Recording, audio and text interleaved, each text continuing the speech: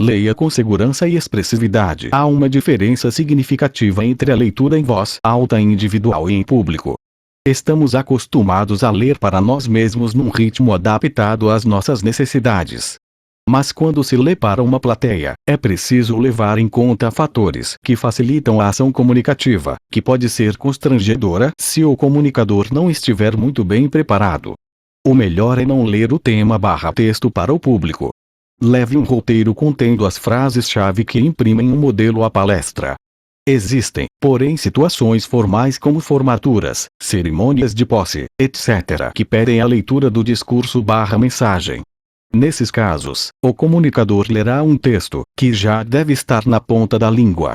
E não se esqueça do contato visual com a plateia. Se não for constante, os ouvintes perderão o interesse. Planejamento. Primeira etapa. Quando você for ler um texto em público, seu ou de qualquer outro autor, é fundamental fazer um trabalho de mesa em leitura silenciosa, um exercício intelectual de análise e dissecação do texto, para localizar as ideias principais, as ideias secundárias, as palavras-chave, os sentimentos expressos no texto, as palavras desconhecidas, os termos estrangeiros, e a tradução dos mesmos, as frases principais da introdução, do desenvolvimento e da conclusão, a imagem que você gostaria de passar à plateia, antes, durante e depois da sua apresentação, a frase que gostaria de imprimir na mente dos espectadores no final da sua apresentação, as técnicas de apresentação que pretende aplicar à leitura, o que a plateia ganhará com o texto, que as ideias nele transmitidas têm a ver com o público-alvo. Segunda etapa. Observe a sua articulação, a dicção, o grau de dificuldade para pronunciar certas palavras, a fluência, o ritmo e a velocidade das frases.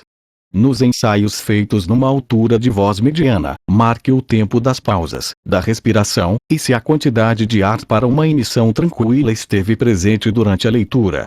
É nessa fase que se consolida a qualidade dos aspectos mais técnicos da leitura, quando os fundamentos da boa fala, sem vícios e cacoetes, vão sendo observados e, aos poucos, assimilados em suas comunicações.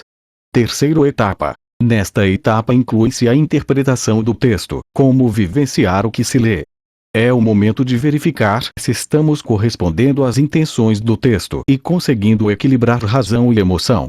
É hora de checar se as ideias estão sendo bem coordenadas, os parágrafos, bem distribuídos, se o comunicador tem familiaridade com o texto, se ele é agradável e a interpretação que você faz das ideias chega até o público. Quarta etapa. Entra aqui a lapidação dos recursos técnicos, intelectuais e expressivos.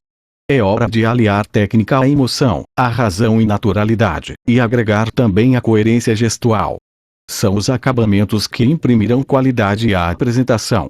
A leitura deve transmitir credibilidade, inteligência, persuasão e, ao mesmo tempo, simplicidade e simpatia. Quinta etapa. Nesta fase, grave o que você leu ou filme o ensaio. Depois ouça/veja o resultado do trabalho, observando se a voz transmite credibilidade, se é bem audível, se dicção está boa. As frases enfáticas do texto são realmente destacadas, a leitura é expressiva, transmite naturalidade e as ideias convencem. Você ficou interessado em ouvir a si mesmo até o fim, a voz tinha personalidade, se falava sobre quem você é, algumas partes precisam ser melhoradas e quais são elas, o ritmo estava bom, a plateia acompanhou com interesse a sua explanação, você demonstrou segurança e fluência, tropeçou em alguma frase, se é preciso mudar alguma coisa, se você estivesse na plateia. Como avaliar a sua leitura? A linguagem corporal. A sintonia entre ela e a fala. Sexta etapa. Mostre agora a esses ensaios as pessoas em quem você confia. Se no final da leitura ninguém conseguir sintetizar as ideias principais do texto, ainda há tempo de fazer alguns ajustes. Pergunte a essas pessoas: qual foi o grau de motivação e interesse? Deu para ouvir bem? Peça a elas para citar 3 pontos favoráveis da fala e 3 que devem ser melhorados. Não veja o feedback negativo como a destruição de seu trabalho, mas como colaboração de seus amigos para melhorar a sua apresentação. Outras sugestões de planejamento. Digite o texto com tipos bem legíveis e deixe espaço duplo entre as linhas e os parágrafos. Destaque com negrito as frases e as palavras-chave que reforçarão a síntese das ideias apresentadas. Durante a leitura, deve estar muito claro para o público quais são as ideias principais e as secundárias. Para facilitar a visão e a memorização, divida a folha de papel ao meio, escreva à direita e deixe o lado esquerdo para fazer anotações sobre a interpretação das ideias. Se houver termos estrangeiros, aprenda a pronunciar ou tire-os do texto. Se começar a engasgar com algum termo ou palavra, substitua por outro. Fixe as folhas sobre um papel mais grosso para não fiquem se dobrando ou utilize fichas de cartolina. Procure escrever o texto você mesmo porque o público respeita muito mais o comunicador que transmite familiaridade com o que está sendo apresentado. E use sempre os verbos na voz ativa. Quando for apresentar uma leitura de outros autores, procure interpretá-los bem. Verifique se as ideias estão bem encadeadas para facilitar a memorização. Treine muito em voz alta. Pelo menos a introdução e a conclusão de cada parágrafo devem estar bem gravados em sua mente. Não decore mecanicamente, porque uma única palavra esquecida pode causar um efeito dominó. Evite palavras proparoxítonas e períodos muito longos. Ensaie a leitura em 3 velocidades: baixa, média e alta. Observe qual delas oferece mais dificuldade e treine bastante. O objetivo é alcançar excelência nas 3. Faça sempre relaxamento antes de ler em público. Não faça pausas em locais que comprometam a compreensão da mensagem, por exemplo, separando o sujeito da ação da ação. Marque as pausas com sinal de barra. Depois de ler tantas vezes o texto a ponto de já tê-lo memorizado, faça um resumo das ideias no máximo, 5 minutos, aproveitando para improvisar. Um bom ouvido é fundamental para quem quer ler bem. Quanto mais você se dedicar e mais exercícios fizer, melhores serão os resultados da sua leitura em público. Quanto mais você treinar o ouvido, mais sensível e mais crítico ele se tornará. Então vocês vão detectar com maior propriedade as redundâncias do texto, os adjetivos em excesso, os períodos muito longos.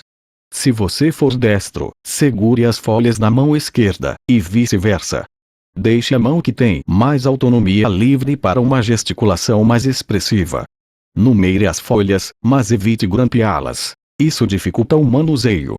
Se houver no texto um trecho ou uma pesquisa extraídos de outra fonte, tenha a comprovação dos dados para qualquer emergência.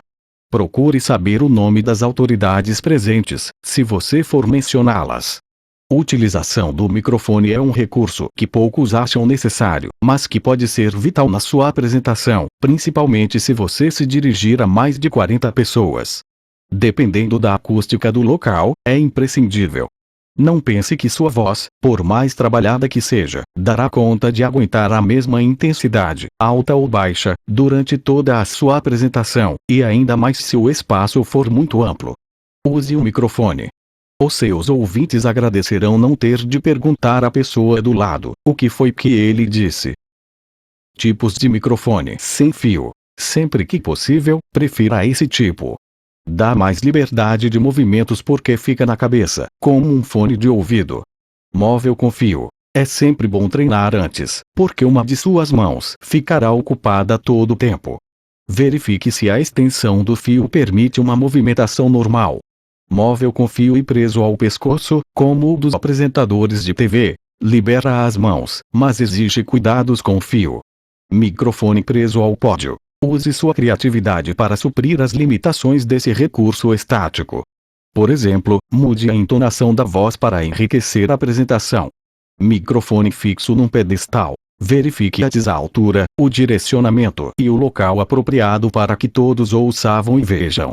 Microfone de lapela. Fica preso na roupa e o fio está conectado a uma bateria, normalmente presa à cintura.